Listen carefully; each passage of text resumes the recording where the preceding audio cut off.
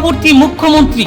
ইতিমধ্যেই বাংলার পরবর্তী মুখ্যমন্ত্রীর নাম ঠিক করতে কলকাতায় এসে পৌঁছালেন রাজনীতিতে চাণক্য হিসাবে খ্যাত তথা দেশের স্বরাষ্ট্রমন্ত্রী অমিত শাহ। অমিত শাহর রুদ্ধদ্বার বৈঠক রয়েছে আজ, আর সেই বৈঠকের পরেই এক প্রকার শিলমোহর পড়বে কে আগামী 5 বছরের জন্য বাংলা শাসন করবে বা বাংলার মুখিয়া হিসাবে রাজ্যপালের নিকট শপথ গ্রহণ করবে। আজ কলকাতা বিমানবন্দরে নেমে কেন্দ্রীয় স্বরাষ্ট্রমন্ত্রী অমিত শাহ সোজা চলে যান দক্ষিণেশ্বরী মন্দিরে। সেখানে পুজো দিয়ে যাবেন নিউ টাউনের একটি হোটেলে। কার্যত সেখানেই শিলমোহর পড়বে কে হবে বাংলার আগামী দিনের মুখ্যমন্ত্রী। বিজেপি সূত্র খবর, বিশ্ব বাংলা কনভেনশন সেন্টারে বৈঠক করবেন তিনি।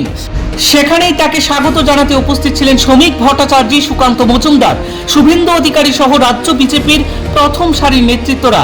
সেখান থেকে তিনি সোজা চলে যান দক্ষিণেশ্বরী মন্দিরে, পুজো দেন দক্ষিণেশ্বরী মন্দিরে। তারপরেই তিনি চলে যাবেন বিশ্ব বাংলা সংবাদে। সেইখানে গিয়ে কিন্তু কার্যত বিজেপি হবু বিধায়কদের সঙ্গে এক রুদ্ধদ্বার বৈঠক।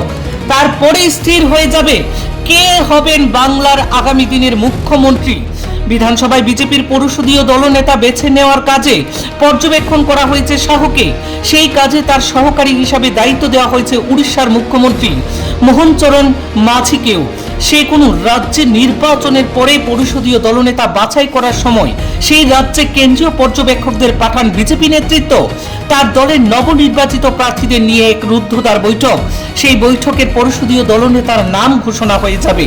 এই বিজেপির পরিষদীয় রীতি সূত্রের খবর, এবার বিধানসভার অন্দরে বিজেপির ভূমিকা বদলাতে চলছে। বিজেপি এখন বিধানসভায় সরকার পক্ষের ভূমিকায় থাকবে। সেই ক্ষেত্রে নতুন মুখ্যমন্ত্রী হবেন বিধানসভার শাসক দলের পরিষদীয় দলনেতা। অর্থাৎ এবারের বৈঠকে শুধু পরিষদীয় দলনেতা নন, একই সঙ্গে স্থির হয়ে যাবে নতুন মুখ্যমন্ত্রীর নামও। তবে কে হবেন, মহিলা নাকি পুরুষ, তা নিয়ে কিন্তু সাসপেন্স ইতিমধ্যেই রয়ে গেছে।